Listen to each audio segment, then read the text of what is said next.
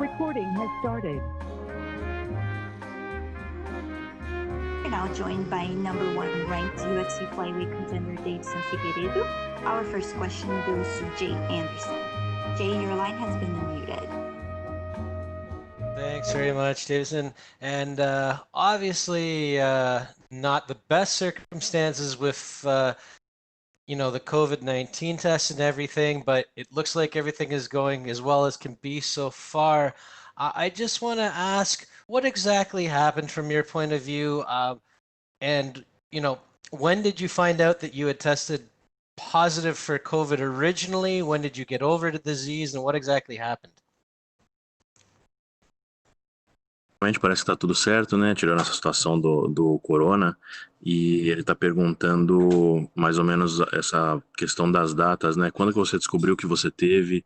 Quando que você testou positivo? Se você puder dar um pouquinho de informação sobre a situação para eles.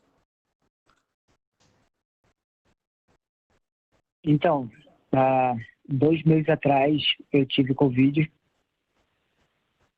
E desde então, minha doutora, que também é minha nutricionista, vem cuidando de mim até o momento que marcaram a luta.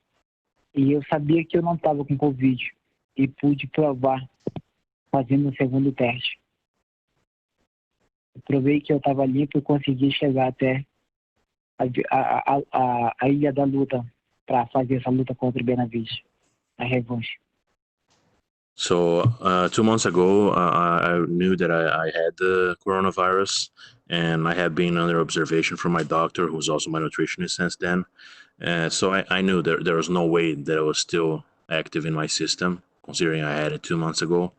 So after that positive test, we were able to redo it and prove to the UFC that it wasn't active on my system anymore. Now, one of the complications then is that you traveled to Abu Dhabi later than everyone else. You're still under quarantine. Is there any concern that that's going to impact your weight cut? O grande problema nessa situação toda foi que você acabou tendo que viajar depois do resto do grupo, né? Você acha que isso vai gerar algum problema para você, especialmente em relação ao corte do peso? Não tem problema algum. Eu saí de Belém do Pará com um peso bem baixo e hoje eu estou faltando 2 quilos para bater o peso e vou usar a manhã toda de sexta-feira para desidratar e voltar no peso no horário previsto aí para pesagem. Yeah, I don't think that's going to be a problem at all. My weight is in a lot better control than it was for last fight. I actually traveled from Belém around 2 kilo over, so I'm very close to it. That's about as much as I have to take out on Friday. So it should be an easy cut. I'll start in the morning and I'll be on weight by the time the weigh-in start. And last one for me. After the fight in Norfolk, it might have been yourself or maybe Waleed said that you despite missing weight and not winning the title, you did feel like the champion without the belt. Do you still feel that way now? Eles não sabem se foi você ou se foi o Waleed que disse, mas assim, chegou para a mídia que você mesmo não tendo conquistado o cinturão por causa da questão do peso, você se sentia como campeão. Você ainda se sente dessa forma? Isso com certeza. Eu me sinto como campeão. Infelizmente não bati o peso, não estou com cinturão. Mas agora eu estou preparado para pegá-lo. Eu vim para pegar dessa vez, vim para bater o peso. Yeah, for sure. Like I did win the fight. Unfortunately, I couldn't get out of the octagon with the belt, but it's going to be different this time. My weight is a lot better than before, so making weight is not going to be a problem, and the win is going to be the same. All right, well, thanks very much and best of luck this weekend. Boa sorte na luta e tudo de bom para você no fim de semana. Next question is from Gabriel Penguengan with Dojo Drifter. Hello, sir. How are you doing? First of all, so you tested positive for COVID a few months ago. I'm just curious, how bad was it? How sick did you feel? And how did it affect your training camp?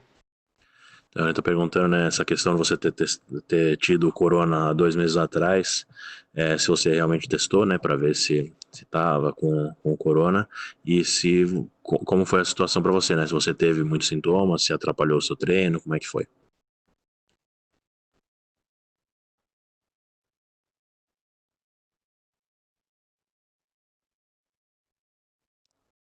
Tá me ouvindo, Davidson?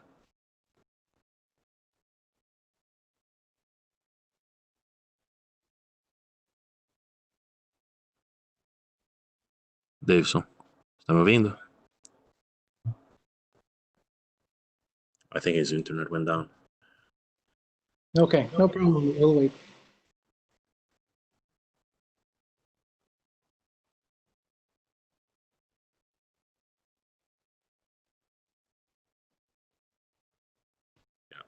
He's out.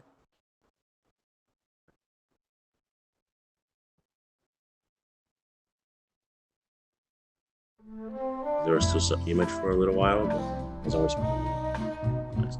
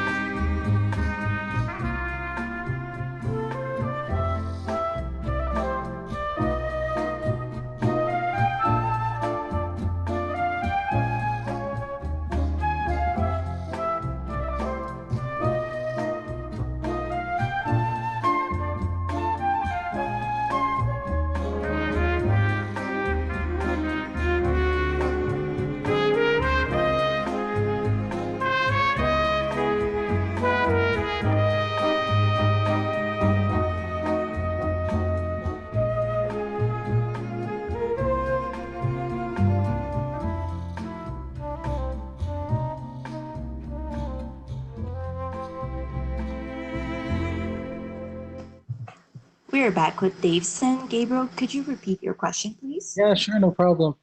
So Deiveson tested positive for coronavirus a few months ago. I'm just curious, how sick did you feel and how did it affect your training camp? Ele está comentando sobre a situação, né, de você ter pegado o corona 2 meses atrás.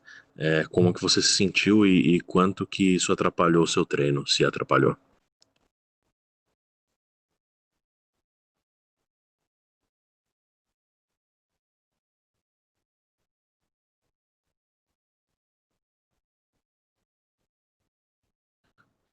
Tá me ouvindo, Davidson?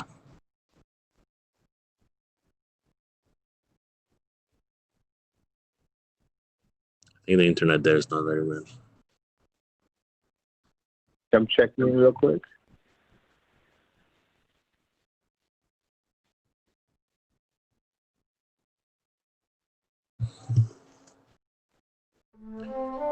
Kind of finding the rooms depending on where you are. The internet gets a little bit better, a little bit worse.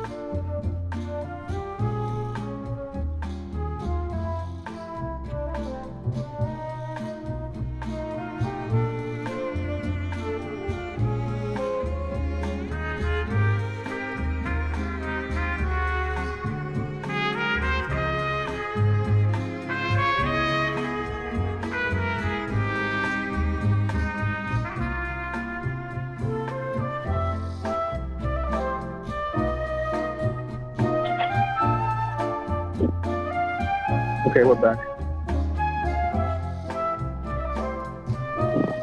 Alô? Oi, tá me ouvindo? Tô ouvindo. Eu vou perguntar então a última pergunta para você, tá? O colega perguntou, né, sobre a situação de você ter tido Covid há 2 meses atrás. Como que você se sentiu, né? Se você teve sintomas e quanto te atrapalhou no treino. Se atrapalhou. Então, quando eu tive Covid há 2 meses atrás, a minha luta ainda não estava marcada com o Benavidez.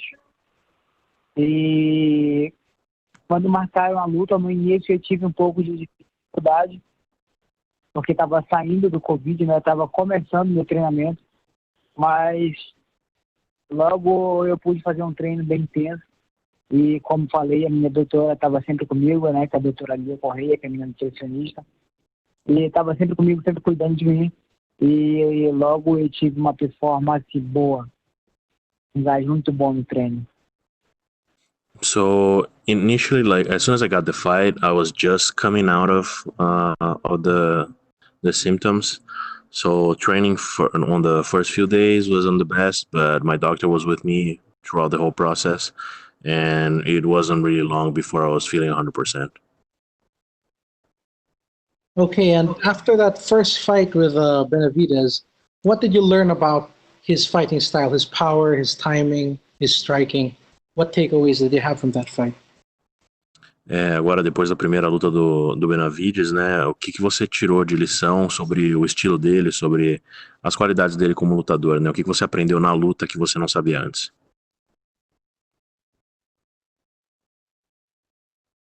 Bom, Benavidez é um cara que tem muitas falhas.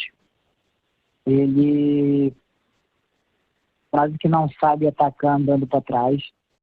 Então eu vou pressionar muito esse cara e visando as falhas dele. E vou nocauteá-lo e com um contra-golpe. Isso aí pode ter certeza.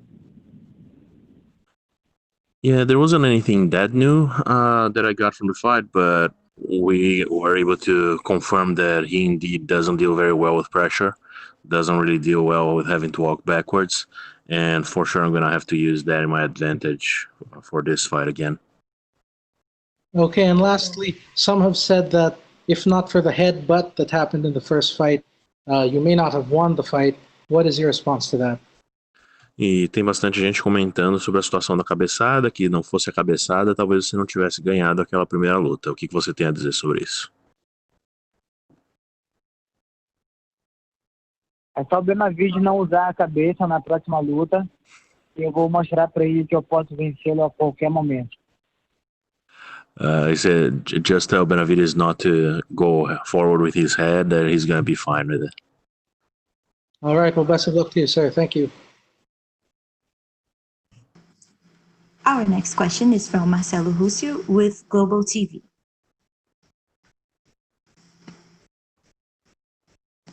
Hi, Deiveson, tá me ouvindo? Tô vendo. Beleza. Cara, a primeira pergunta é sobre a tua motivação, né? Você teve uma luta que você dominou completamente a luta e acabou por uma questão de corte de peso não conseguindo ficar com o cinturão. Essa situação, misturada a questão do coronavírus, o corte de peso que pode ter sido prejudicado, a tua motivação para essa luta, como é que tá agora? Cara, eu tô super motivado. Tivemos o coronavírus aí, né, que atrapalhou um pouquinho no início, mas quanto meus treinadores, a gente está preparado para vencer qualquer batalha. E estamos muito motivados também e viemos para levar esse cinturão conosco. Sábado vamos mostrar ao mundo que nós somos os verdadeiros donos do cinturão, então e treinamos para isso. Perfeito. Você vem falando muito em nocautear o Benavidez, você nocauteou muito bem na primeira luta. Mas essa agora vai ser uma luta de 5 rounds, né? Uma luta valendo cinturão, como aquela outra. Você está preparado fisicamente para, se a luta se prolongar, você continuar mantendo o nível que você vem mantendo no primeiro combate?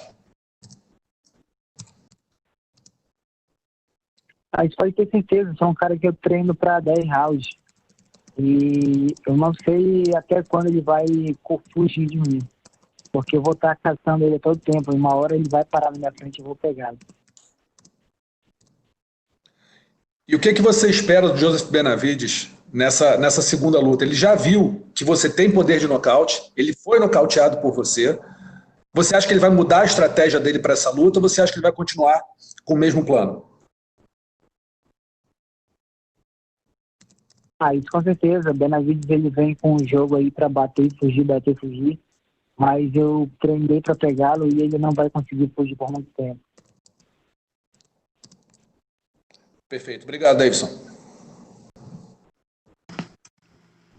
Our next question is from Diego Souza with Tribuna do Paraná.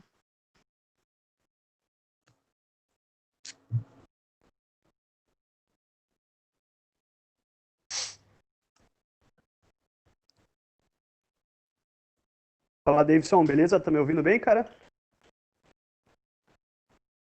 Ouvindo sim. Show de bola. Então, queria que você começasse falando, cara, como que toda essa confusão ali de viagem ou não viaja pode ter afetado ou não afetou em nada, você segue tranquilo aí para essa luta de sábado, cara? Não afetou em nada, cara. Isso foi complicado no início, pelo tempo que ficamos 6 dias presos no hotel.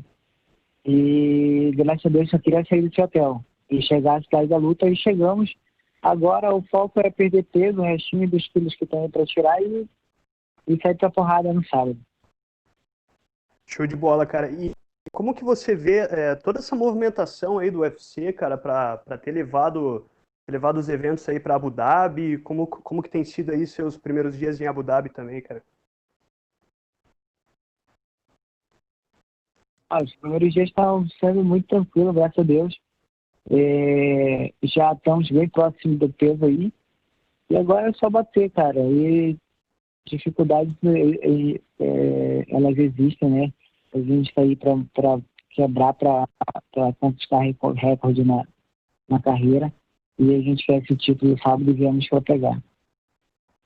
Show, cara. Para fechar aqui da minha parte, questão de fuso horário, temperatura aí, que é muito quente também.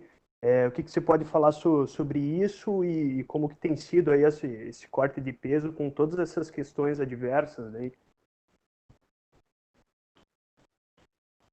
Realmente a temperatura aqui é muito quente, mas a gente está usando ela a nosso favor, né? Está ajudando muito no corte de peso. E tanto que eu já estou aí bem próximo do peso, graças a Deus. E eu tenho certeza que no dia da luta vai estar um clima bem legal lá também. E se for para lutar no quente, vai ser melhor para mim, que eu venho de uma cidade que é quente pra caramba. O corpo já está adaptado ao calor. Show de bola, Deiveson. Obrigadão, cara, e boa sorte. Tamo junto. Poxa, amém. Our last question is from Damon Martin with MMA Fighting. Deiveson, you mentioned that your weight cut is going much better this time. It would be an easier cut. What is the biggest difference for your weight cut this time versus the last fight with Benavidez? Você mencionou que seu corte de peso está bem mais tranquilo dessa vez. Quais são as grandes diferenças que você teve nesse corte comparado com o anterior?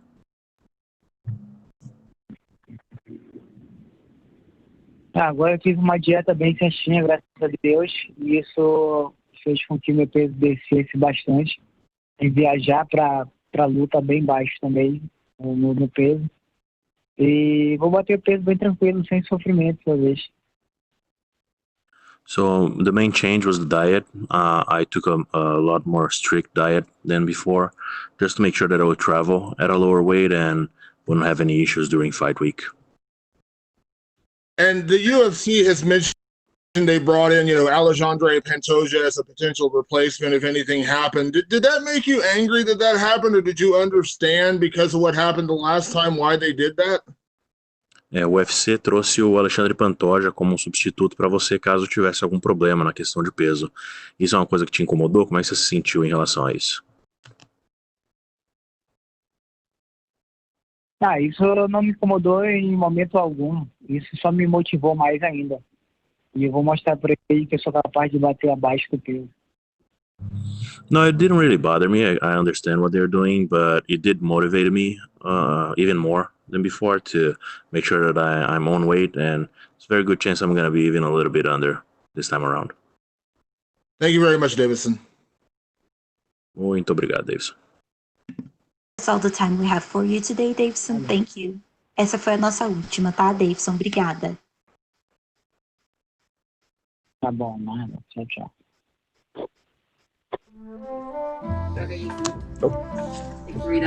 Tchau. Não ainda. Recording has stopped. Boy. Okay. We are now joined by number 7 ranked UFC middleweight Kelvin Gastelum. Our first question goes to Gabriel Pengelangen with Dojo Drifter.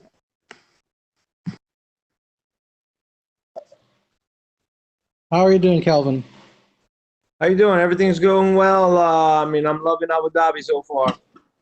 Yeah, I see that we love your outfit. How has it been on Fight Island? How are you adjusting to the heat and to the time zone? Yeah, you know what? The heat is not really something I'm too worried about. I grew up doing construction and yard work in this kind of weather my entire life, so it's another day. Although I am spoiled in California now these days, but I'm used to it.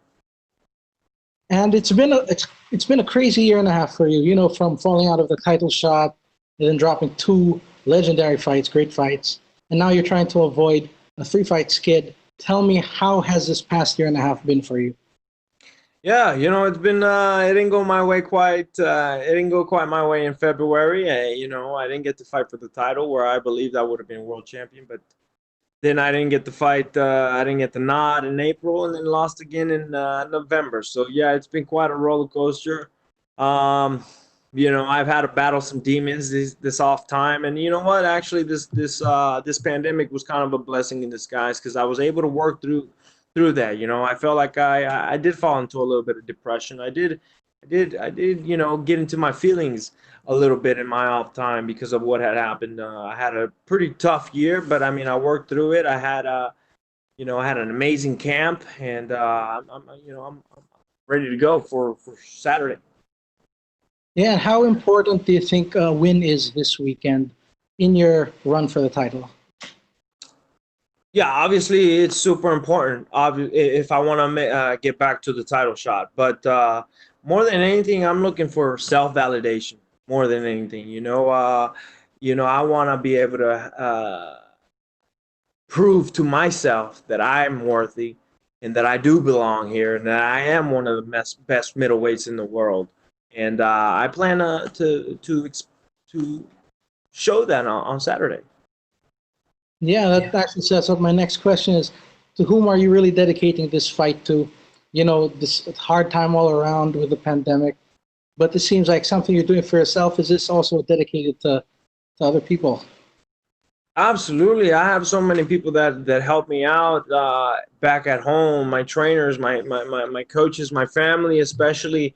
They're the ones that put up with me and not seeing me for months because I'm away training, and there's so many people that help me out behind the scenes that I thank. And but like I said, yes, I am doing this for myself. At the end of the day, I'm looking for self-validation, and I'm looking to prove that I'm one of the best middleweights in the world. All right. Well, best of luck this weekend, sir. Thank you very much. No problem. Thank you. Gabriel Gonzalez with Cage Side Press. Kelvin, to go back to the outfit real quick, did you buy that at the store? Was it at the airport gift shop? Where do you get an outfit like that when everything's closed down in the bubble? I got my ways here. I got my connections and resources down here, so don't you worry about. No, I'm kidding. I actually came last year for the Khabib fight, and me, Henry, and Kamaru, we actually ended up watching the fights with the Prince. I don't know how to pronounce his name, so I just call him the Prince. And we ended up going to his house. We ended up, when we arrived, first thing they give us is these outfits, and then they tell us there's going to be a tailor. He's going to come get your measurements, and he's going to make you a tailored. I forgot what it's called, but he made us a tailored one of these suits. And they gave us like 2 or 3 of these, and I figured it should probably be a good idea to bring one. It's going to sound silly to ask about it again, but is it comfortable? Is it cooler to wear when you're out there? Talk to me about it. I feel great. The fabric in this keeps me really cool, and it's really comfortable. Yeah. You fought around the world, Brazil, you went to Australia, you were ready to go there. All this experience, but Fight Island has to be something different, right? For yourself, how do you file it in this story of your career? Oh my God, it's probably the best event that I fought at. To be honest, I'm not just saying that. I mean the customer service, the hospitality, the details, and everything that is going on here. The security. I mean, everybody's just going above and beyond to make sure that here we fighters are well taken care of. And man, this has been the best place that I've ever fought at when it comes to the location. It's been a few months since your fight in New York with Darren Till. A lot of people talked about that performance. Now, today, I guess, where are you at with that fight? What did you take away from that entire match? Yeah, anybody that's seen me fight in the past and that's seen my fights knows that wasn't me at 100%. And I'd love to be able to run that one back. All credit to Darren Till. He fought a very great fight that night. But I feel like I wasn't at 100% that fight. And anybody that's seen me fight knows that. I think I'd like to be able to have a rematch with them. That leads to my final question. Obviously, the fight is next week. Darren Till, Robert Whittaker. How do you see that one going down? You know what? I don't know. I honestly don't know. I think it's a coin toss. I don't know who's going to win that one. Thank you, Kelvin. But I'm looking forward to it. I'll keep my eye on it, that's for sure. Next question is from Ezequiel Bergazzi with Super Luchas. Super Luchas. Hola, Kelvin, ¿cómo estás? ¿Qué tal? ¿Todo bien? Todo bien, te queda bien el look, está bastante bueno. Gracias. ¿Cómo te preparaste para esta pelea por toda la pandemia y el coronavirus y eso? La verdad es que no cambió mucho el schedule. Claro que tuvimos que mantenernos en la cuarentena unas semanas, pero la verdad es que tuve un grupo muy chiquito con los que entrené casi el tiempo entero. Y la verdad no cambió mucho, pero pues hubo que hacer unos ajustes, obviamente, pero la verdad no me afectó tanto estar fuera de durante esta pandemia. ¿Y qué estrategias tenés para enfrentarte a Jack Hermansson? ¿Qué ventajas crees que tenés contra un oponente como él? Pues la verdad es que ¿verdad? Obviamente creo que yo puedo ganar en cualquier aspecto que se caiga la pelea. Sea en el boxeo, obviamente todos saben que me gusta boxear y la lucha, pues tengo mi cinta negra en el jiu-jitsu y también crecí luchando casi toda mi vida, pero no lo he mostrado en muchas de mis peleas, ¿no? Porque me gusta mucho boxear, pero ahí tengo esa herramienta.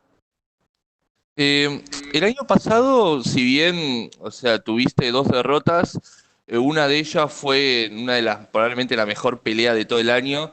Y después tuviste esta contra Darren Till, que bueno, vos dijiste que no estabas al 100%. ¿Cómo es todo ese proceso mental de, bueno, vengo de 2 derrotas y cómo te recompones de eso para encarar una próxima pelea? Que vos dijiste que tenías que probarte algo vos mismo, ¿no? Quería que si lo puedes explicar. Sí, es que así es como me siento, ¿verdad? Tengo que probarme a mí mismo, ¿verdad? No es a la UFC, no es a todo el mundo, es a mí mismo, la verdad. Yo quiero probarme a mí mismo que pertenezco aquí encima de esta división, que pertenezco a ser uno de los mejores en el mundo y la verdad esas son las respuestas que estoy buscando para esta pelea. ¿Y cómo crees que te posicionaría? ¿Qué posición crees que te daría una victoria el sábado?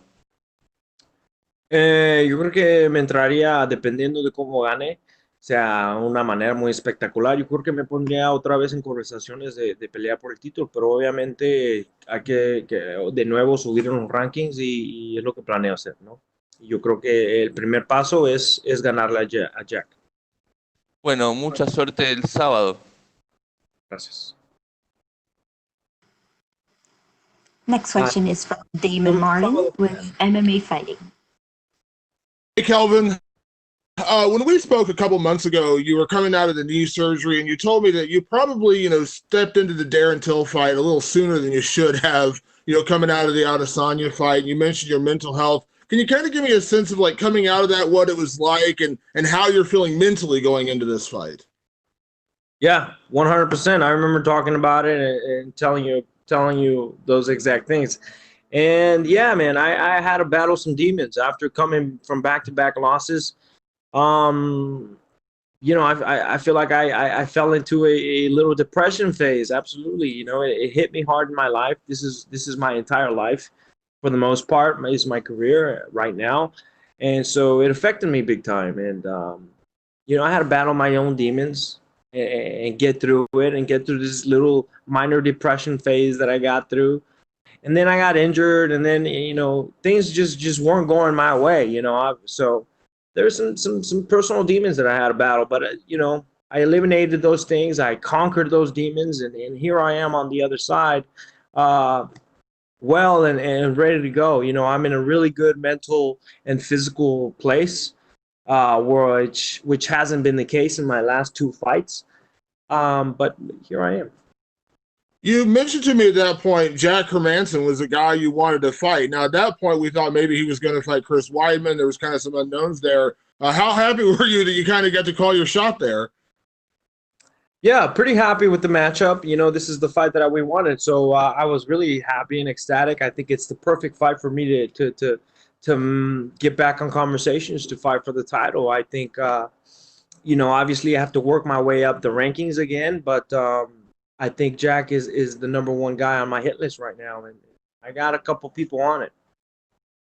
He's obviously had some big wins at middleweight, and there's no shame, of course, in his last loss. But, what do you think of Jack, and what does he bring into this fight? And in terms of your fight, how dominant do you want to be? Like, do you want to have a kind of a showcase performance and say, hey, I'm back. I'm back in the title race?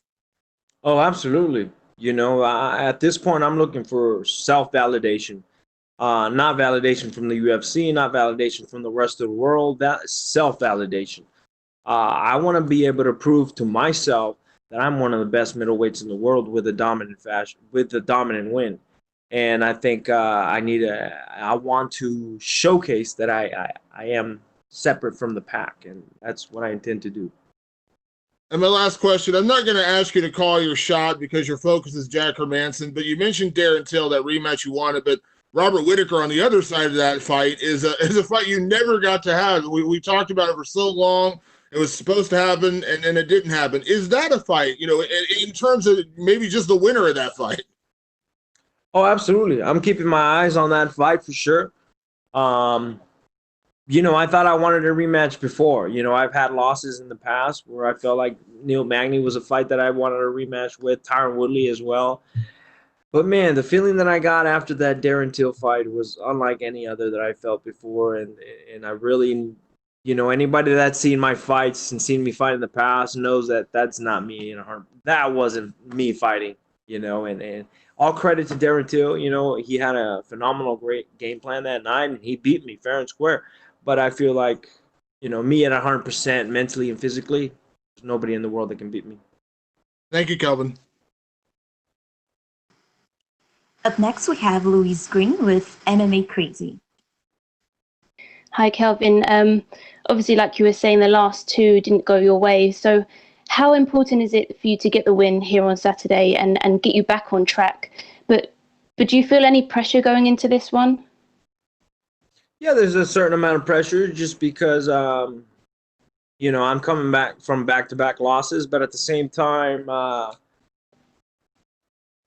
not looking at validation from the UFC. I'm not looking at validation from the rest of the world. I'm looking for self-validation at this point. I want to be able to prove it to myself that I belong here and that I am one of the top middleweights in the world. And with a win over Jack, I think that it'll put me back into conversations to fight for the title, and I think that's the ultimate plan for me.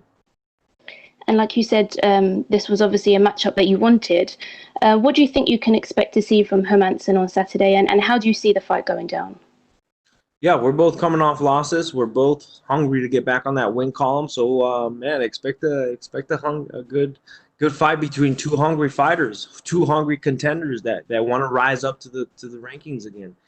So, I'm in a really good mental and physical space at the moment. I really enjoyed the process of this camp, which hasn't been the case in the past. So I'm just feeling really good. And your fight with Adesanya obviously was Fight of the Year back in 2019, and I know that obviously that's a fight that you want to get back, but how do you think he's going to do against Paulo Costa? How do you see that going down? I think it can go either two ways. I think Paulo Costa's biggest strength could be his demise. You know, he comes forward, presses the gas tank at all times, and I think if you make a mistake coming forward against Adesanya, he will find a space and put you out. And I just think he's really skilled. But I think I've been in the cage with him for 25 minutes. I feel next time will be a different result next time we get in the cage together. All right, thank you so much for the time. And our last question is from Alfredo Bush with Claro Sports. Kelvin, ¿cómo estás? Buen día. Buen día, Álvaro. ¿Cómo estás? Muy bien, afortunadamente. Y yo veo que también te lo estás pasando muy bien por allá. Oye, platícame un poquito, ¿cómo te sientes estos meses? ¿Cómo han sido para ti la pandemia y demás? Escuchaba que te ha parecido una bendición a ti. ¿Cómo lo has vivido? Sí, la verdad que fue una ¿cómo se dice? A blessing in disguise, una bendición descubierto, ¿verdad? Porque pues he podido aliviarme de cosas, o sea, ¿verdad? Trabajar por unos problemas que he tenido personalmente y profesionalmente, y pude trabajar esos problemas, ajustar mi vida de una manera donde estoy bien, ¿verdad? Mentalmente y físicamente estoy en un muy buen lugar, y la verdad es que me siento listo para la pelea. Estuviste muy cerca del título, tuviste la pelea de campeonato. ¿Cómo regresar de lo que has vivido en los últimos meses, pensando y por supuesto teniendo la mira en alcanzar el cinturón? Perdón, repíteme otra vez la pregunta. Claro, te decía, estuviste muy cerca de conseguir el título, tuviste la pelea por el campeonato, y ahora ¿cómo te sientes? ¿Cómo pones de nueva cuenta la mira en conseguir ese cetro?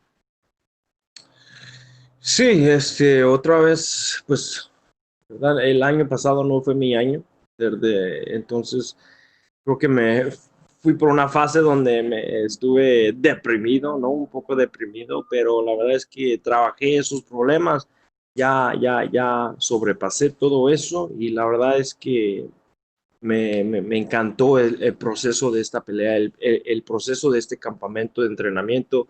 Me encantó levantarme todos los días a irme a entrenar, a hacer la dieta, a perder el peso. Me ha gustado todos los días este proceso. Entonces estoy muy bien mentalmente y físicamente, estoy en un muy buen lugar, y pues yo creo que se va a mostrar en la pelea también. Perfecto. La última de mi parte, Kelvin, platícame un poquito, ¿cómo visualizas la pelea el sábado? ¿Cómo te la has imaginado? Pues de muchas maneras, ¿no? Obviamente quiero ganar lo más espectacular posible, de ser, ¿verdad? En una pelea muy dominante, pero pues también se espera una guerra de 15 minutos, si ese es el caso, ¿no? Y la verdad es que siento que puedo ganarle en cualquier aspecto de la pelea, sea arriba, sea abajo. Yo creo que soy mejor en cualquier lado. Perfecto, Kelvin. Muchas gracias, mucha suerte el sábado. Que te vea muy bien. Gracias. That's all we have for you today, Kelvin. Thank you. Thank you.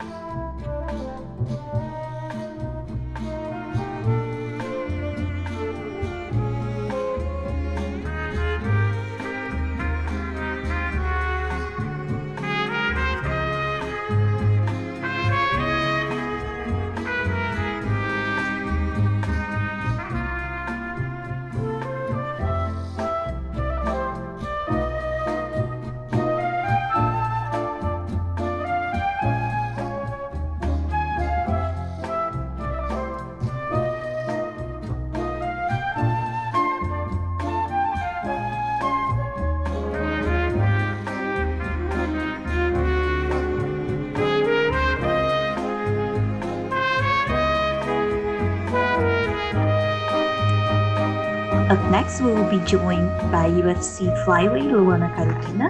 Please use the hand icon if you wish to ask any questions, and don't forget to take down your hand once you're done.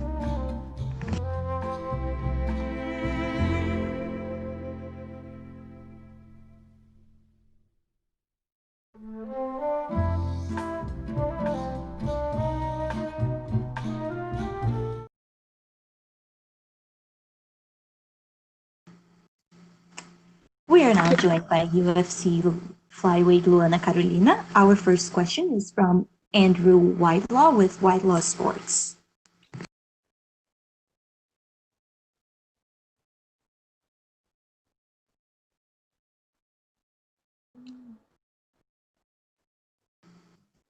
Andrew, your line has been unmuted.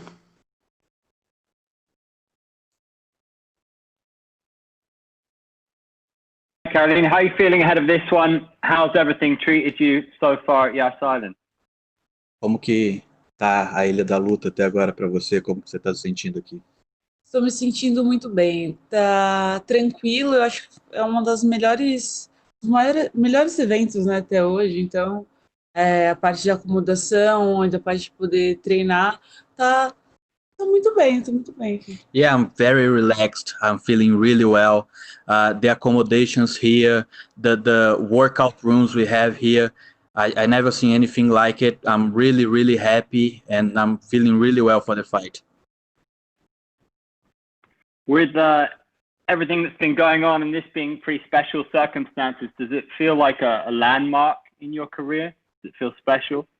Com tudo que está acontecendo, né, no mundo e aqui, você acha que isso é um marco na tua carreira, que é uma parada que vai ficar para sempre? Sim, eu acho por tudo que está acontecendo aqui, eu poder estar trabalhando, não só aqui, mas tudo que está acontecendo no mundo, a gente poder trabalhar é algo muito bom para qualquer atleta, é o sonho de qualquer atleta, tá podendo trabalhar ainda mais num local como esse, né?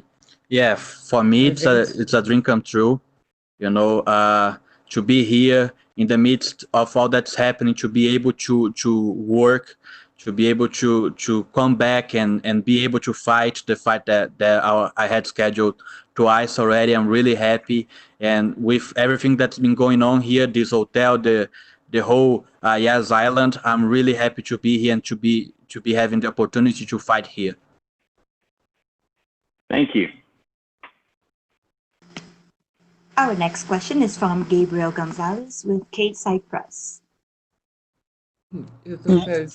Luana, you've had several fights fall apart since last year. How does it feel to finally be here? You're about 3 days away from the fight, and it's finally going to happen. You're finally going to get back into competition. Pô, você teve monte de luta que caiu, né? A sua luta na China, a luta com a Ariane foi remarcada várias vezes. Agora só faltam 3 dias para você voltar. Como você está se sentindo de finalmente voltar? Finalmente! Tô muito feliz de poder voltar, de finalmente poder trabalhar assim, fazer o que eu amo.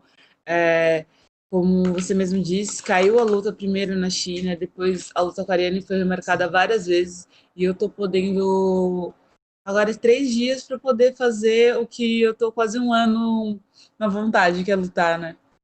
Finally, I'm really happy to be back. Like you said, I had that China fight last year that fell down. Then I had the Ariane fight rescheduled a lot of times. And now I'm here, 3 days away for the fight, 3 days away to be back to do what I love. And I can't wait. I just want to get into the cage and go back to work. I know you can't talk about the game plan, but what are some of the advantages of having so much extra time to prepare for Ariane? Precisa falar do teu plano de jogo, mas quais são algumas das vantagens de ter tido tanto tempo para se preparar para lutar com a Ariane? Eu consegui estudar muito bem ela, assim, até antes mesmo de saber que eu ia lutar contra ela. Eu já assisti as lutas dela, o fato também dela ser brasileira, e eu torcia muitas vezes, muitas lutas dela, eu estava torcendo por ela, então meio que eu já sabia o estilo dela. Então, eu acho que isso eu consigo colocar ao meu favor e conseguir fazer uma estratégia, a melhor estratégia para a luta, né? Yeah, I've been watching Ariane for these past few years. I was always cheering for her since she started showing up, since I always cheer for Brazilian fighters. So I had a lot of time to study her game, to watch all of her fights. And I'm really confident, I had a lot of time to prepare, to know where she's good at. So I really think that my game plan is going to be a great one for this fight. What does she bring to the table that makes her a dangerous fighter? O que você traz pro MMA que te faz uma lutadora perigosa? Eu sou uma lutadora resistente, eu acho que isso para a luta conta muito. Eu sou resistente, eu também sou agressiva, eu gosto da trocação, mas eu acredito que eu sou uma lutadora completa. Se for pro chão, para mim também tranquilo, se for trabalhar jiu-jitsu, se for trabalhar queda, tanto defender quanto quedar. Assim, eu não tenho medo de trabalhar tanto em pé ou quanto em cima. Então, eu acho que isso... E é meio que surpreendente. Eu acho que todo mundo que vai lutar contra mim não sabe literalmente o que eu vou ou não vou fazer. Eu posso fazer o que tiver na minha cabeça, tudo que eu planejei ou coisas que eu fiz durante o treino eu posso usar na luta. Eu não sou só tipo arroz e feijão, sabe? Yeah, I'm not like your rice and butter, not your basic fighter, I'm very resilient, I'm very aggressive. I've been training a lot on my ground game, I've been training a lot on my wrestling, and now I feel like I'm a complete fighter. I think everybody who watches me and who knows me are in for a big surprise on Saturday. I'm a different fighter than ever, and I'm ready to show who really is Luana Carolina. Thank you. That's all we have for you today, Luana. Thank you.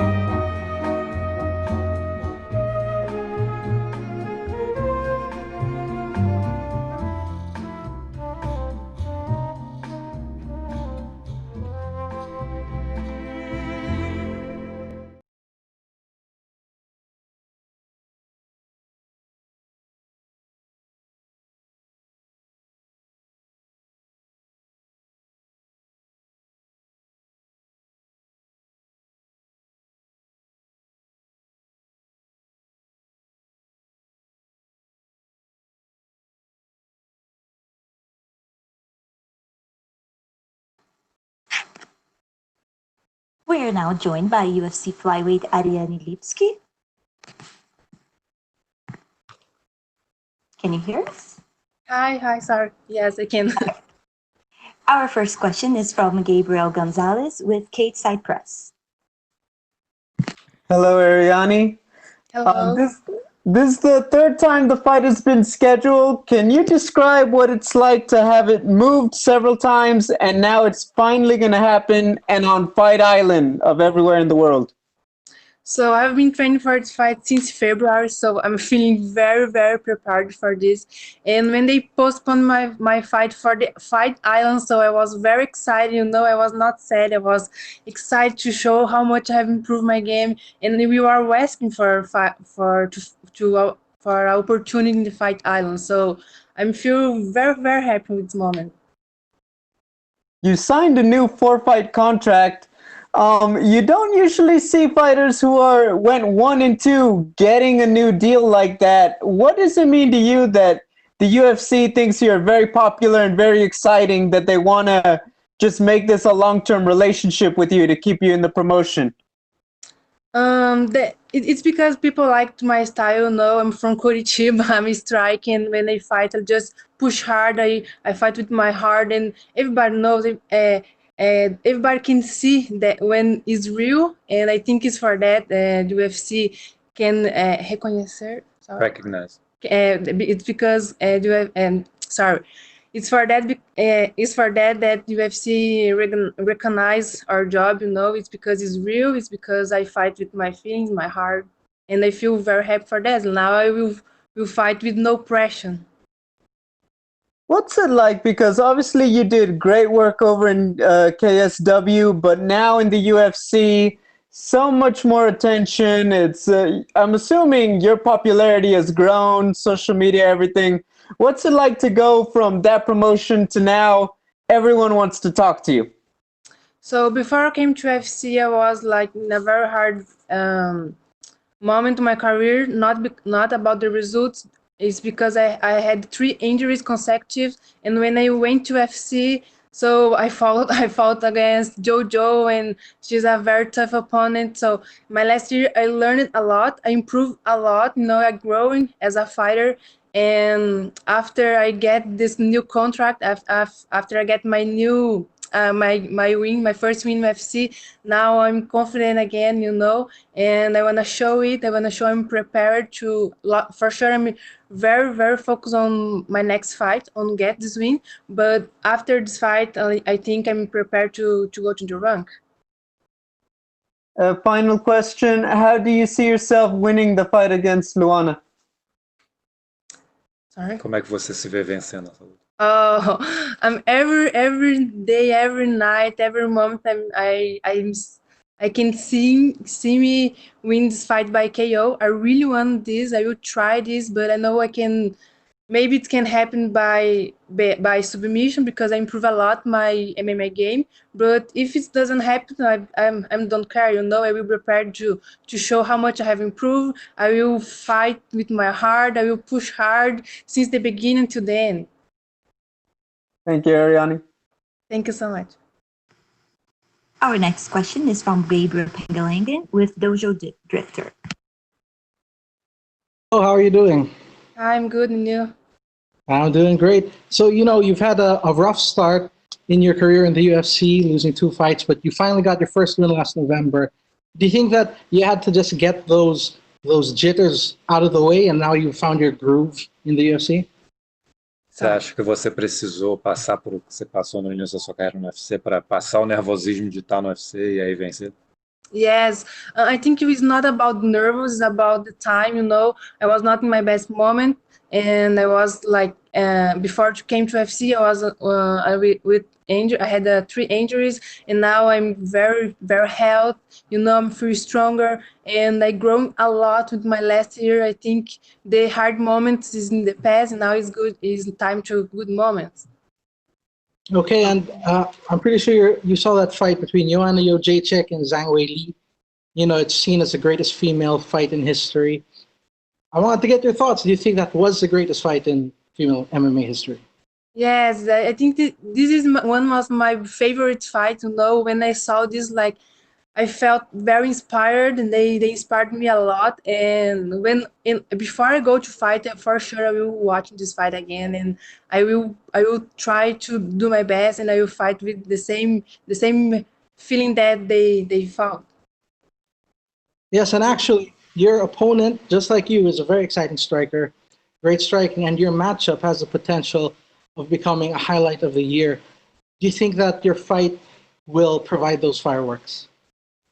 Essa luta sua tem um potencial para ser uma das melhores do ano. Você acha que vai ser? Você acha que vai ser esse show? Yes, I will be prepared for that. But like I said before, I want to win I want to win this fight by KO in the first round. I will try it, but if it doesn't happen, for sure, it will be like one of the best fight in the year for sure. All right. Well, best of luck with that, and I will be tuning in this weekend. Okay, thank you. Next question is from Diego Souza with Tribuna do Paraná. Ariane, tudo bem? Tá me ouvindo bem aí? Oi, Diego, tudo bem você? Beleza, vamos lá então. Eu queria que você começasse falando sobre toda essa logística e toda essa movimentação que o UFC fez aí para realizar os eventos em Abu Dhabi, como que tem sido para ti isso e como que você vê, né, toda a organização aí do UFC para que rolem os eventos. Nossa, eu tô muito, muito feliz mesmo por estar lutando na Ilha da Luta.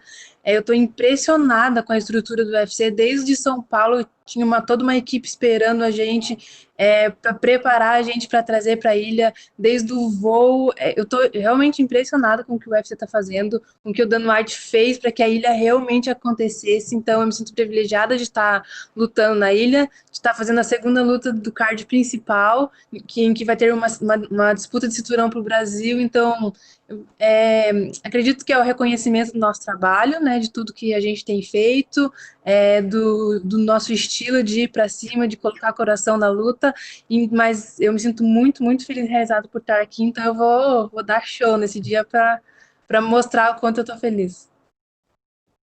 Show de bola. E como que tem sido esses primeiros dias com relação à questão de fuso horário, de temperatura, né? Aí é muito quente, você saiu aqui de Curitiba que estava bem frio e tal.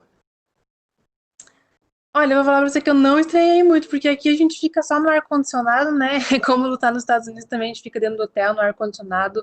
Em questão ao fuso horário, a gente já tá bem acostumada, né? Eu viajei, já lutei na Polônia, já lutei na Irlanda, então eu tô bem mais focada em estar descansada, em dormir, em estar bem treinada, e no dia da luta eu sei que quando a adrenalina chega, não importa o horário que seja a luta, eu vou estar preparada.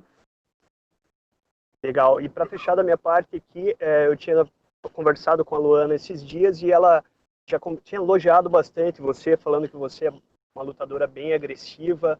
E você, o que você pode falar dela, né? A Luana tem muito coração também. Todo mundo tá falando que tem tudo para ser uma das melhores lutas do ano e eu fico muito feliz por isso.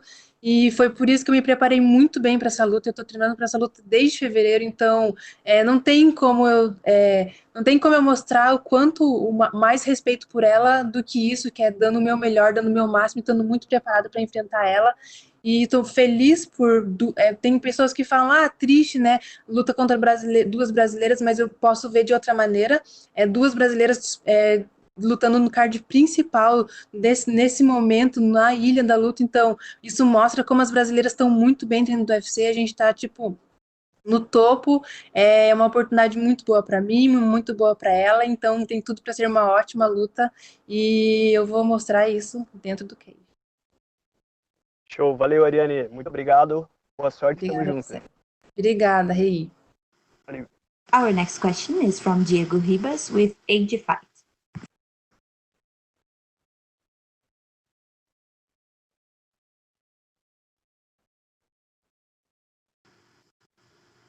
Diego, can you hear us?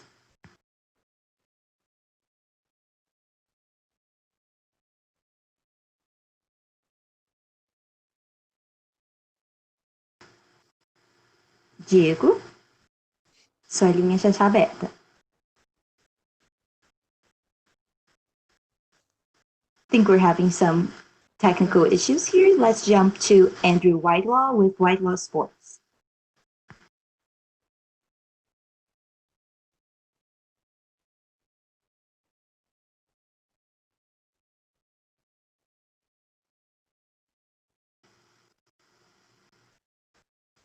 Andrew?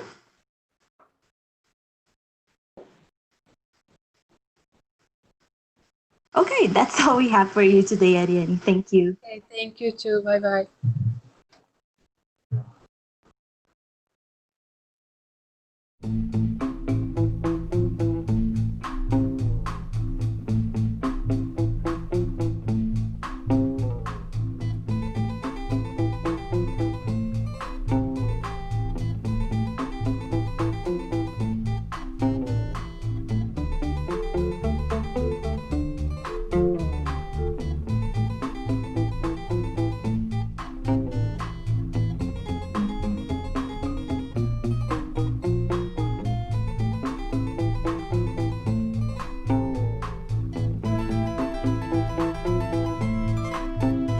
Up next, we will be joined by UFC lightweight Rafael Fiziev.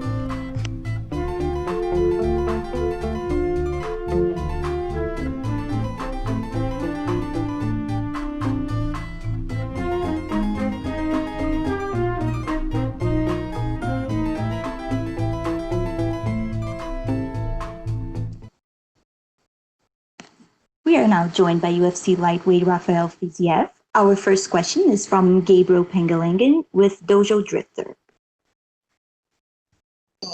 How are you doing? I'm good. I'm good. So you're coming in as a late replacement for this fight just last month. So how happy are you with the time you've had to train and prepare for this fight? То, что ты как бы на замену вышел, насколько ты доволен подготовкой, временем на подготовку? I'm already start camp before this fight because my manager said me I have fight June maybe in Kazakhstan before this bad situation in the world, and I start my camp long time before, and when my manager said me you have fight with this guy, I'm already just happy to go to him to fight. Okay, and you have 5 wins by TKO or knockout. And would you say your striking is very, very explosive? Would you say you're one of the best strikers in the lightweight division? Считаешь ли ты себя одним из лучших ударников в легком весе? Absolutely no. Absolutely no. And I need more work. Need go up more and every day. Who are some of the strikers at lightweight that you think are better strikers than you? Кто лучше ударник, чем ты в UFC? No, I think have many guys. All right, and do you have a prediction for this weekend? How do you end the fight against Marc? Прогноз. Прогноз maybe? Ну да, как ты думаешь, бой пройдет? I think we're together, understand this, we're together. My opponent and me, we are strikers, and we together won't finish. I think he won't finish me, I won't finish him, and everyone in UFC won't take bonus. I think this is crazy fight. Just like to train. Like this. So do you think you'll be going home with the Fight of the Night award, post-fight bonus? We'll see. Yeah, well, we look forward to that fight, and we'll be tuning in this weekend. Thank you very much. Thank you. Our next question is from Jay Anderson with Cage Side Press. Thanks very much. And you did say you need more work on your striking, but you had a ton of Muay Thai fights as an amateur, professional fights, MMA. Do you think that Marc is on your level as a striker? Думаешь ли он на твоем уровне? Yeah, he good striker. He good striker. He have good basic. He have many dangerous technique.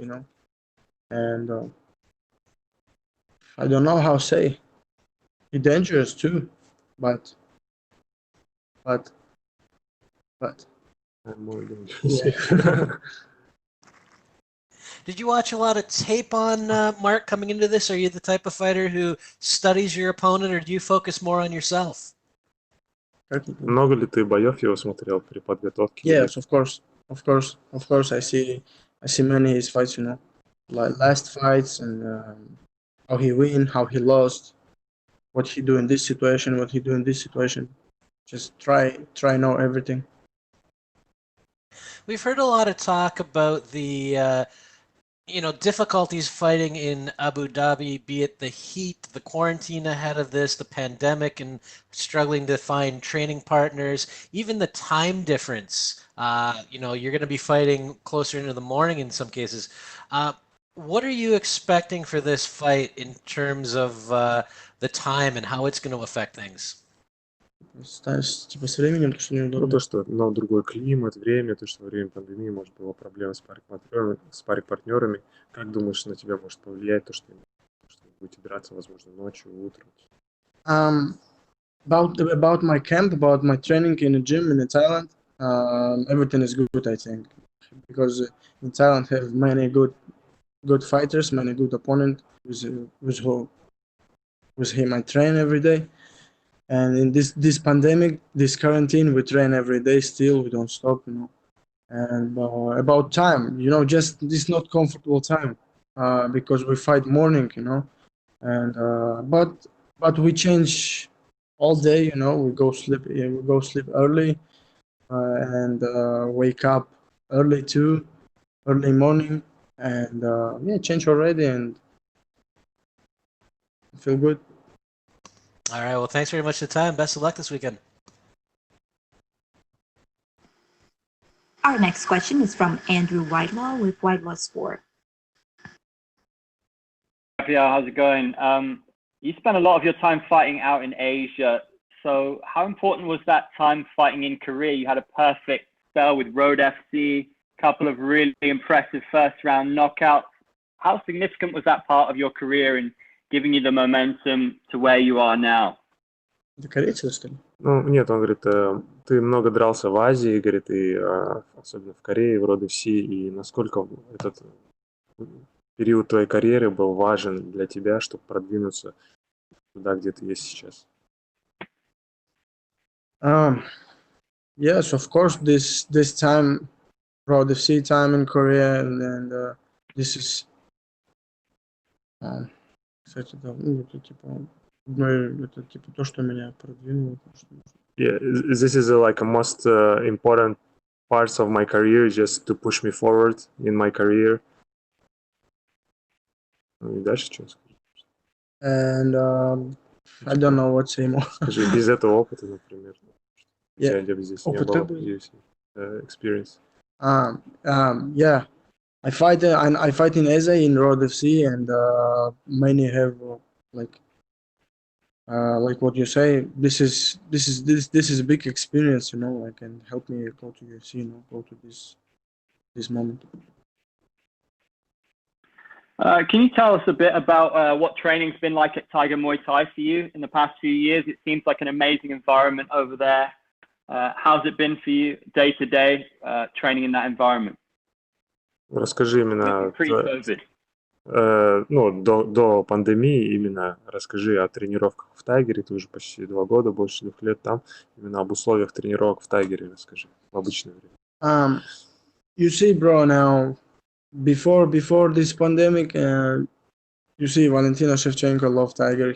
She trained in Tiger many times.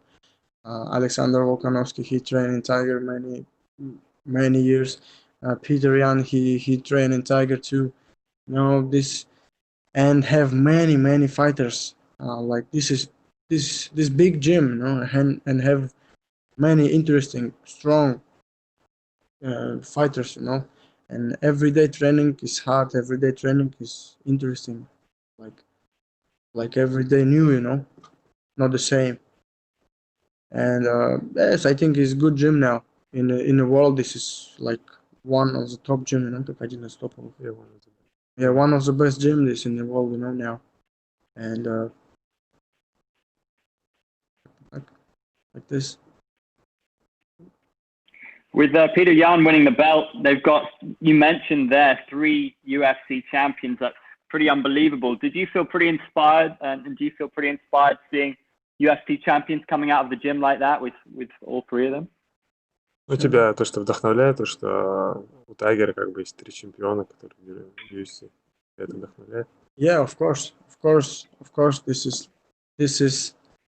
This example, you know, this example.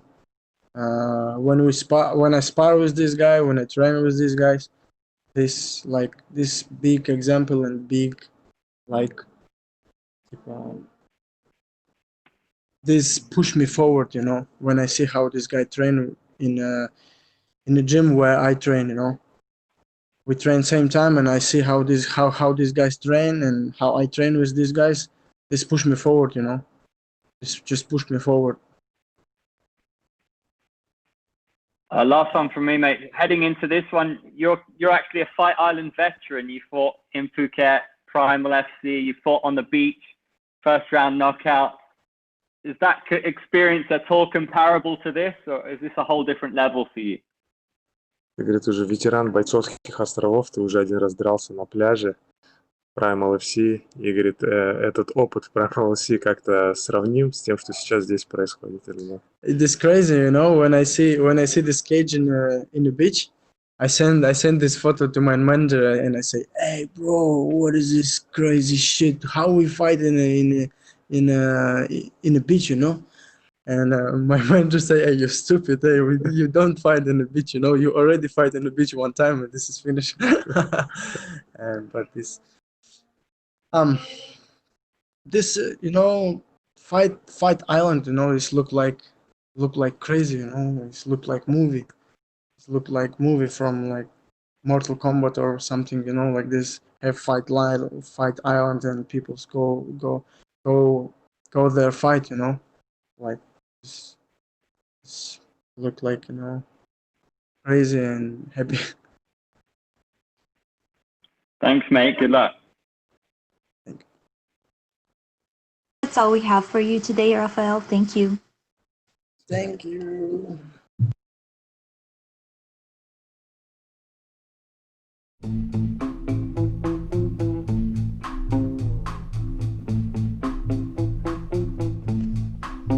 Up next, we will be joined by number 6 ranked UFC middleweight Jack Hermansson.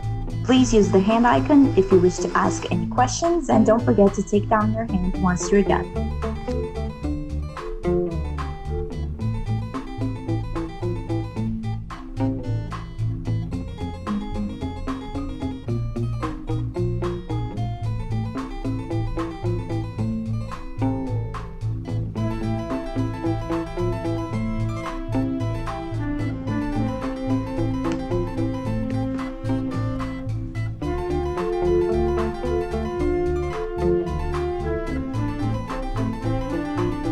We are now joined by UFC middleweight Jack Hermansson.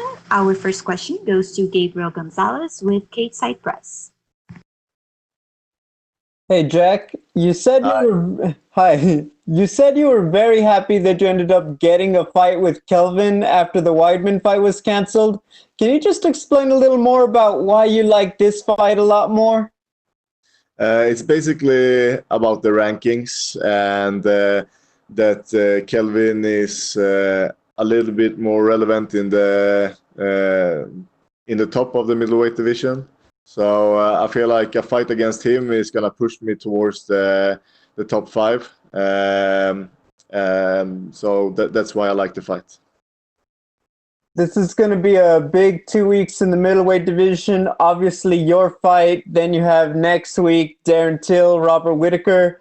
Is there more pressure to have that big, exciting performance, a big finish, because you want to stand out amidst all these fights going on? Yeah, not just now. I feel like the pressure is there all the time, man. I put the pressure on myself, and I know what my goals are. So I don't feel more pressure now than before, but the pressure is always there. What does Kelvin bring to the table that makes him a dangerous opponent? I think Kelvin brings very dangerous hands. I think that's his most dangerous weapon. but he also has a wrestling background, so he can handle that as well. And he has a black belt in jiu-jitsu, so he's an all-round fighter, and he's fought some of the best. And yeah, he's done very good. So he's a top fighter. I think his hands is his most dangerous weapon. And do you have a prediction who wins between Till and Whitaker next Saturday? Super hard to predict, but I give a small edge to Whitaker, just because he has a championship background, being a multiple-time champion. So I think that Whitaker will edge that one out. Thank you, Jack. Good luck. Thank you. Our next question is from Gabriel Pengelingen with Dojo Drifter. Jack, how are you doing? Good, thank you very much. How are you? I'm doing good. So how does it feel to be in Fight Island? I understand it's slightly cold. It's slightly warmer than where you come from. How is it being there, dealing with the heat, the time zones, and everything? It has been good, actually. I prepared for time zone at home a couple of weeks, so that was no problem. And the heat is real. But I try to stay inside, and not get exposed too much, because it's warmer than anything I ever experienced before. And you've had a meteoric rise, of course, coming off that loss to Cannonier. What did you learn from that fight that you think you'll bring into the fight this weekend? I think I learned that I need to keep my mind in the fight and see what is happening in the fight and take decisions from that, and not just stay inside my head. That's the main thing. All right, and when it comes to your assessment of Kelvin Gastelum, you actually mentioned it earlier, but is there an aspect of his game that you prepare for specifically, or do you just work on your game plan and your skills? It has been mainly to prepare for a southpaw opponent, because he stands southpaw, and it's extremely different than to fight an orthodox fighter. So that has been something that has been a focus in my preparation. All right, and the current champ of your division is Israel Adesanya. You're not looking past Gastelum, but what's your assessment of the current champ? Great fighter. He truly looks incredible, and he has some of the most awesome striking in the sport. But I'm a little bit unsure of his grappling skills. They might be just as good, but we haven't seen so much of it yet. So that's a part that I'm interested in. So when you imagine maybe fighting for the title in the future, would you like it to be against a fighter at the caliber of Adesanya? Yeah, definitely. I would love to fight Adesanya, and I'm sure it will happen. Well, we wish you the best of luck with everything. We'll tune into your fight, sir. Thank you. Thank you so much. Our next question is from Jay Anderson with Kate Side Press. Thanks very much. And Jack, it felt like you were really, really close prior to the Cannonier fight in terms of the title picture and everything. Do you think a big performance this weekend can get you back to where you were, or even closer, especially given there's not a ton of activity right now because of the pandemic? Yeah, definitely. If I win this fight in great fashion, I believe that I'm back where I were, and I can just see a natural development up there in the top. I feel like Adesanya is gonna fight Costa, then Cannonier needs a title fight, and of course we have the fight between Till and Whitaker, and I should fight the winner of that fight and be the next contender. What did you take away from the Cannonier fight? What sort of adjustments did you make coming out of that? It was mostly a mental thing, where I feel like I need to trust the work that we're putting in my training, and to be able to follow the game plan, basically. I feel like that's one of the most important things that I took from that fight. And you mentioned the Costa fight for Israel. Last one for me. How do you see that going? That's gonna be a crazy fight. I'm really looking forward to it. And Alexander is a wizard, but I feel like Costa has a physical style and some pressure that is just unbelievable, and I believe that he can give Alexander trouble. I give a small edge to Costa in that one. All right, thanks very much. Best of luck this.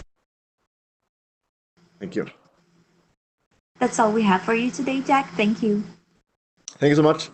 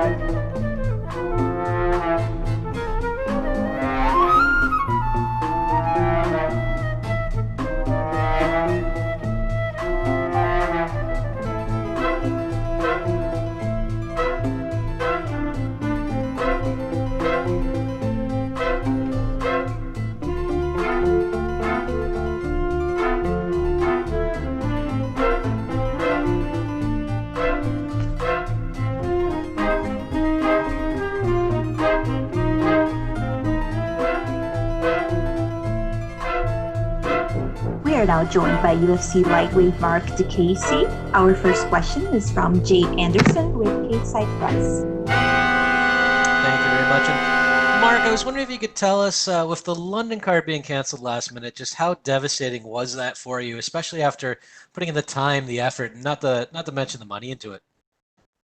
Yeah, it was very not nice to get obviously being cancelled, but I just take everything as it comes. I just, took some time off and just went back to get to training again. I was hoping to get another match up at some point, but I didn't know when I was fighting, so I was just hoping for the best. A lot of fighters have struggled to put camps together. Some have trained at home. So talking about that training, how has it been for you in terms of dealing with the pandemic and the restrictions? Well, since, like I said, I carried on training because I was out in Holland for my camp for 8 weeks. When I came back, I found out I wasn't fighting. I just carried on training, but I've got like a small team around me that it didn't really like affect me that much. So I carry on training with my team. And this was originally supposed to be against Alan Patrick. So what sort of adjustments have you had to make for Rafael?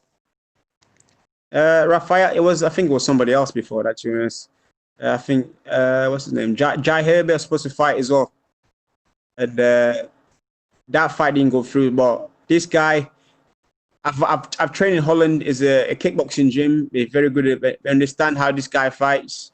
And I've dealt with some guys who have a lot of pressure than he brings.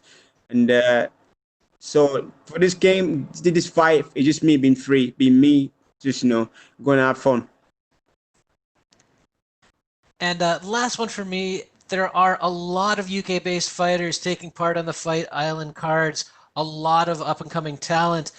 Do you think we're going to see another British champion emerge soon? Now I do believe so, yeah, because a lot of fighters were going like over to America. We're not really doing it anymore. They're all staying over and they're all mixing up. So wrestling was bad, but I think we picked up on that, and I do feel now we're gonna get a lot of champions coming out of England. Well, looking forward to it. Looking forward to your performance this weekend. Best of luck. Thank you. Our next question is from Gabriel Pengelangen with Dojo Drifter.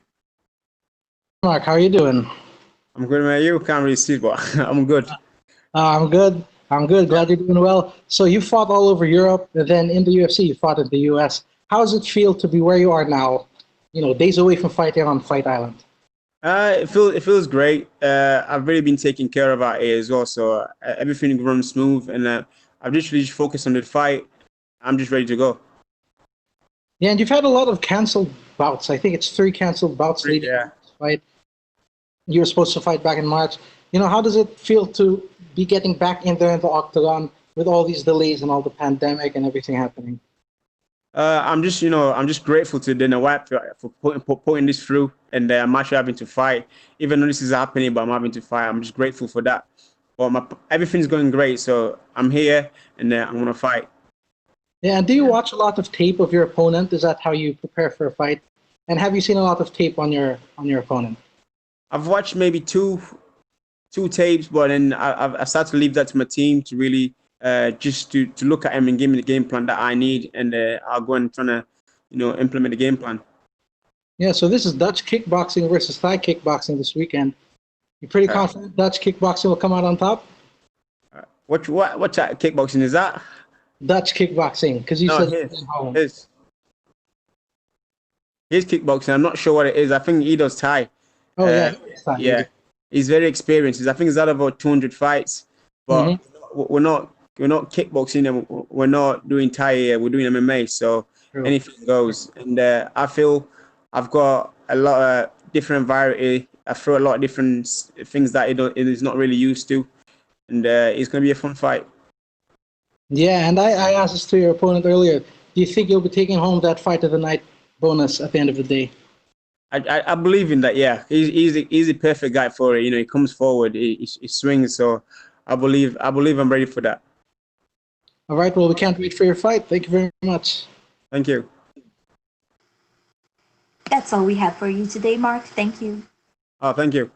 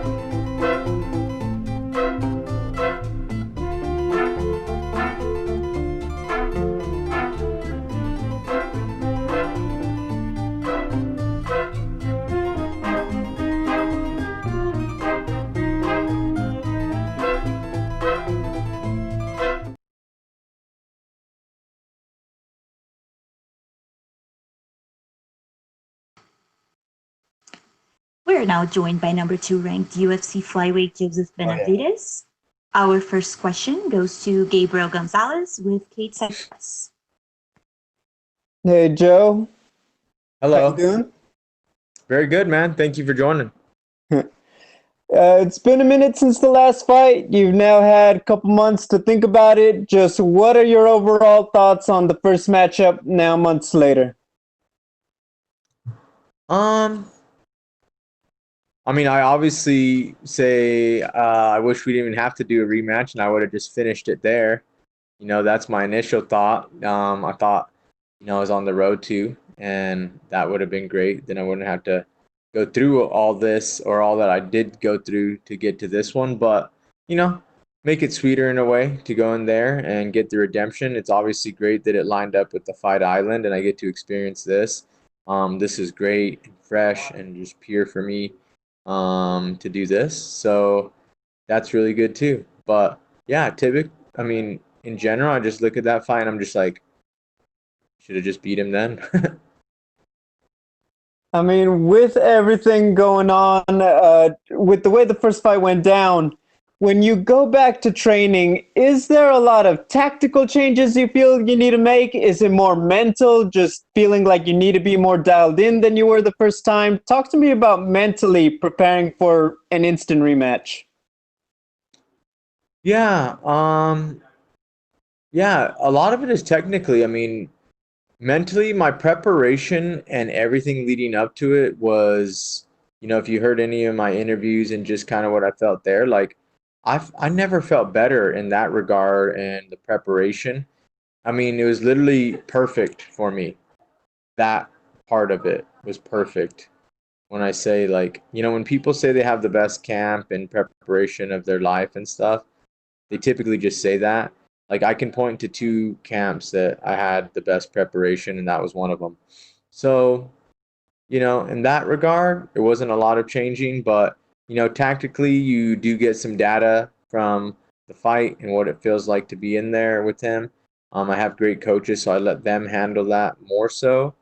And, you know, don't try to obsess on it and just try to get better than I was the last time and listen to what they tell me as far as the changes that they think we should make. I'm sure you've asked this a lot, but just really, you know, considering it's on Fight Island, considering the way the last one went and everything else, can you put into words what it would mean to you to pick up that belt on Saturday? I mean, it mean a lot, you know. I mean, winning the belt in the UFC is a dream for every single person that walks into an MMA gym, you know. So for me, it's been like a lifelong up and down, you know, bumpy journey with a lot of adversity in between it. So, I mean, you can't put into words, honestly, I think what it would feel like. I mean, dedicating your life to something and having it, like, you know, the highest highs of it, but also having it ripping your heart out, then finally, like, getting it. I don't know how it's going to feel. You know, I mean, I feel like at the end of the day, it's hard to be like, oh, I'm done and I arrived, you know, like, because there's still something else to do. So I don't know. I mean, it'll be hard to put into words, but like, that's what's great about it is you can't describe that feeling until you feel it. And that's, you know, that's why you fight. Like, you don't know how the fight's going to go, how it's going to feel in there. And you just, you know, you don't know how it's going to, how great it's going to feel. You can probably not even imagine it. And so, yeah, I think it's hard to put into words, but like I said, at the same time, I feel like I go back and I just be like, you know what? I should have just done that last time. I should have just done that in February. Final one from me. It's 1,000 degrees around Abu Dhabi. Most of you guys are in quarantine. Are you even able to do a Fight Island Dapper Scrappers? Sadly not. Sadly not. Thanks for asking. Yeah, it's been not good. Dapper Scrappers is really taking a hit with the quarantine because you're not really allowed at any of the fights and the way things are going. You know, there's no crowd and really access to anybody. So, and people, you know, you just don't care what you wear when you're in quarantine also. So it doesn't make for a really good one anyway. So, you know, no one's coming in quarantine and being like, hey, I should wear a suit right now because they know I'm not there taking pictures of them. So these guys don't care. But yeah, so it's taking a hit, but you know, just like everyone says, when things are back to normal, so will that be. So thanks for the shout out. Thanks for asking. Hey, hopefully we're back to that soon. Good luck. Yeah, appreciate you. Next question is from Damon Martin with MMA Fighting. Yeah, Damon. Joseph, what's up, buddy? What's up, brother? Obviously, this fight week for you, you're kind of doing your own thing out there, but you had to deal with the news that possibly Deiveson tested positive for COVID. Of course, there's going to be the weight cut concern until tomorrow at the weigh-ins. Did you have to ignore all that? I mean, is it impossible not to pay attention to some of that stuff going on? I mean, it's impossible not to just like wonder what's going to happen, but I honestly feel I did a pretty good job of just looking at it, assessing it, and saying like, well, what can I control? And a lot of it I couldn't control. If he tested positive, if he made weight. I know we've had Pantoja in place for the whole card since we signed the deal. We made sure there was a replacement and saw him at the airport, and I knew he tested positive. So I just knew I wasn't leaving here without a fight, and so just tried to really concentrate on myself. I mean, and just waited for the news to come in, but wasn't anything honestly that stressful for me, or I did my best to alleviate that stress, me, my coaches, and everything, and just knowing that the goal kind of stays the same no matter who it is, and if we're lucky there's something else in play, and we're getting into a fight either way. I know there's no, personal grudge necessarily with Deiveson. It's all business at the end of the day. But, coming out of the last fight, he downplayed a little bit of the importance of the weight cut. Obviously, he took responsibility for missing weight, but he kind of downplayed how that may have actually had a factor in the fight, and he kind of downplayed the importance of the headbutt that kind of led to the end of the fight. Not that you need more motivation, but when you hear stuff like that, like, does it add a little extra pep in your step as you get ready for a rematch like this? Yeah, it does. It really does. I mean, just the fact like he's kind of like he's like a villain, to everybody, I think, and I don't like him, and like that is rare for me. Like you said, it's not personal because I don't really know him, personally and everything, but.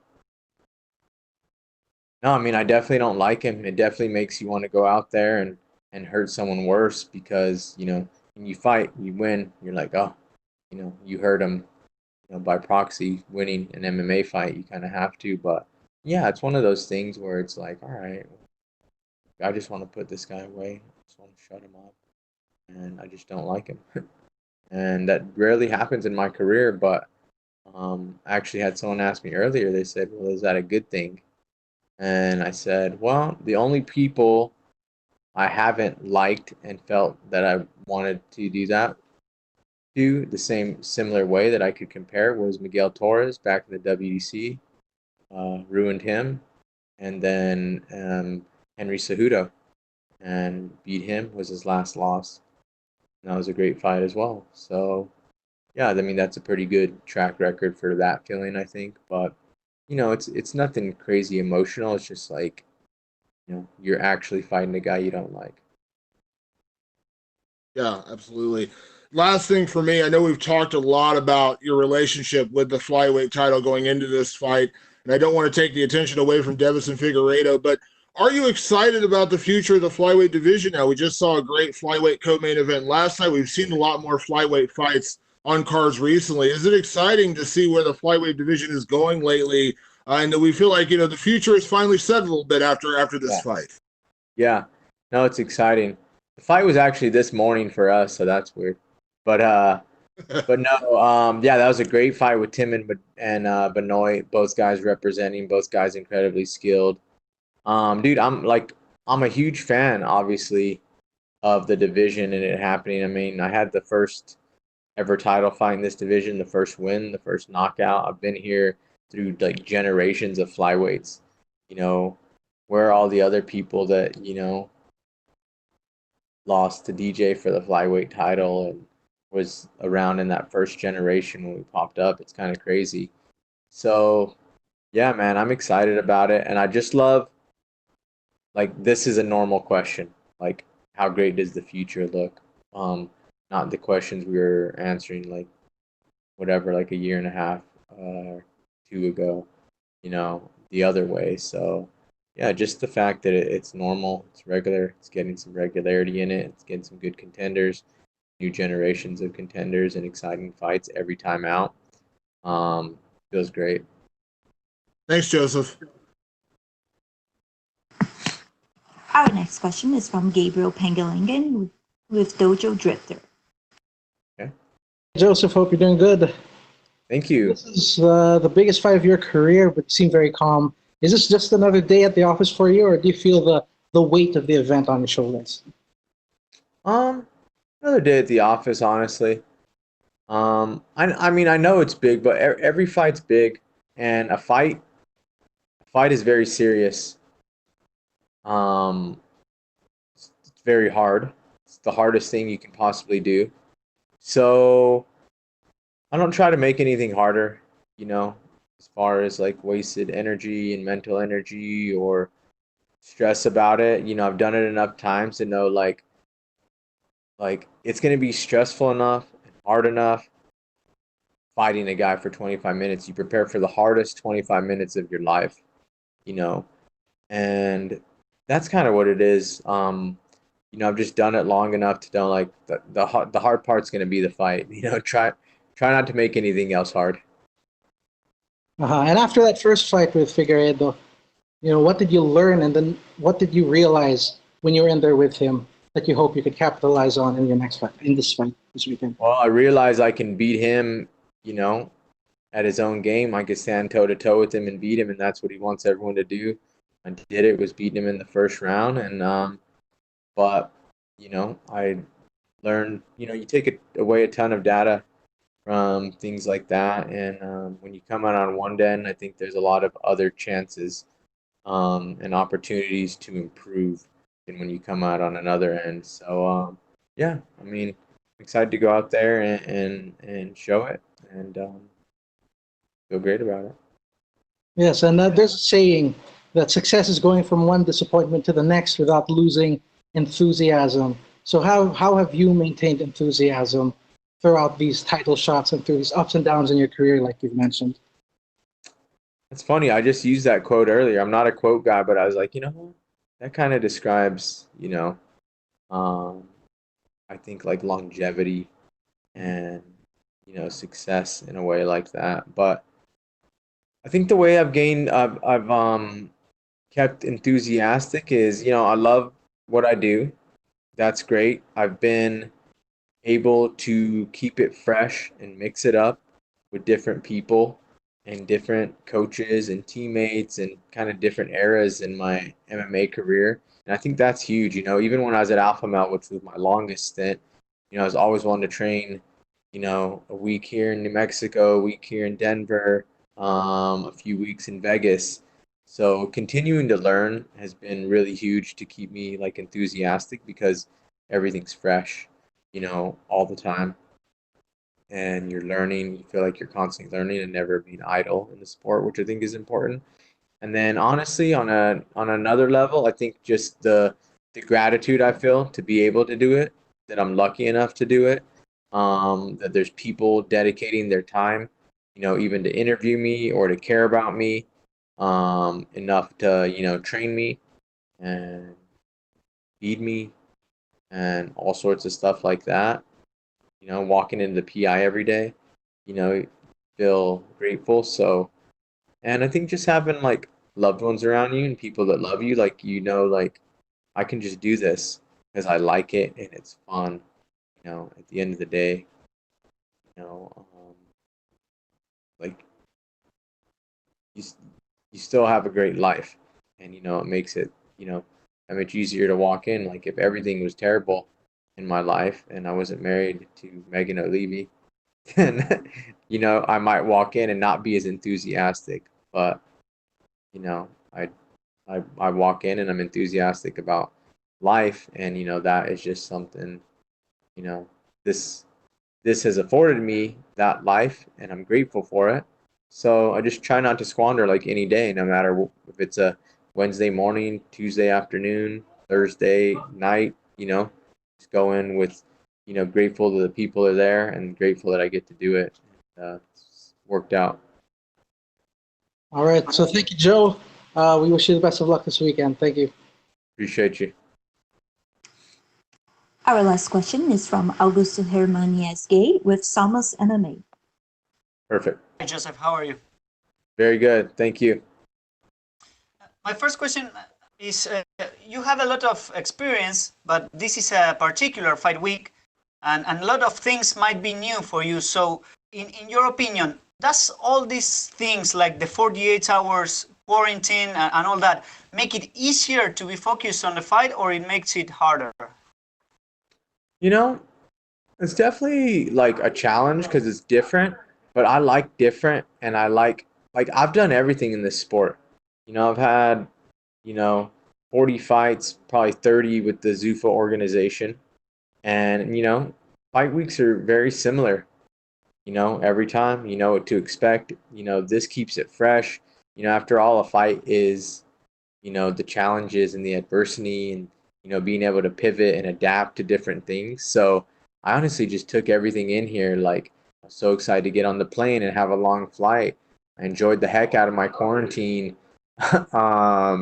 Just hanging out, knowing, hey, like, you got to motivate yourself if you want to train in your hotel room right now. Like, little things like that are like, you know what? You want to give yourself the best shot. Wake up at 2 a.m. Make sure you feel awake because you're going to fight around this time and all that kind of stuff that I think a normal person would look at as a challenge. I think fighters invite in. So yeah, I like it. I feel like it's a great experience to be here. I mean, the whole world's watching. You can live to tell about Fight Island, at the end of the day. So it's been a cool experience and a fresh experience at this point in my career. And is there anything about these new things in the Fight Island that you think that the UFC should implement in every fight? I can imagine that the swabbing thing is not going to be your answer, but I don't know. What do you prefer? You know what? That's a great question. And one thing I would like to say, so I'm glad you asked, is what I really like about this Fight Island preparation and the UFC is doing, and they should continue to do that, is I like the individual workout rooms. So we all work out in our individual workout room, where typically there's a ballroom that is dedicated to one corner and a ballroom dedicated to the other corner. So, everyone's trying to train around when they're going to fight. So you go in there, it's full of 8 people. Everyone's trying to blast their music. There's gear everywhere. Sharing a mat, you're running into people and stuff like that. We all have an individual workout room with an individual sauna and a bath and everything for the weight cut part. And I really like that part. You go into your own room, you're accountable to keep it clean and nice. You listen to your own music. It's just you and your team. It's very private. And I think that's been one of the best things about this, and that the UFC should continue to do that. Yeah, I understand. And how are you dealing with the time difference and the fact that you will be fighting in an unusual time schedule? Yeah, just another thing to adapt to. It's different. It's cool. It's interesting. I knew everything was coming with challenges here, and just to be able to do this took a lot of preparation, challenge on everybody's end, and all for us to go out there and live our dream and fight, and that's how it is. So no, I've just took it with, it's fun. Like I said, it's different. It's an experience. Everyone has to do it. It's not like, hey, you're the only one that has to fight this in the morning. So I think it's cool. It just gives you another layer of like, what can I do better to prepare than the other guy can? Joe, you two know each other from the last fight. So how much do you think this will affect the outcome of the fight? Will it have much incidence? I think we're gonna both make the changes, and I was a better fighter in the first one, so I'm gonna be the better fighter in this one. And my last one, Deiveson had said that he wants to submit you. Do you think he will take the fight to the ground? Are you worried about that? Not worried. Not worried at all. I invite it. I really hope he does try to grapple and test me there. I think I'm the best grappler in the division and feel confident with anybody there. So yeah, not worried about that. Okay, thank you very much, Joseph, and best of luck for this weekend. Appreciate you. Thank you. That's all we have for you today. Thank you. Thank you.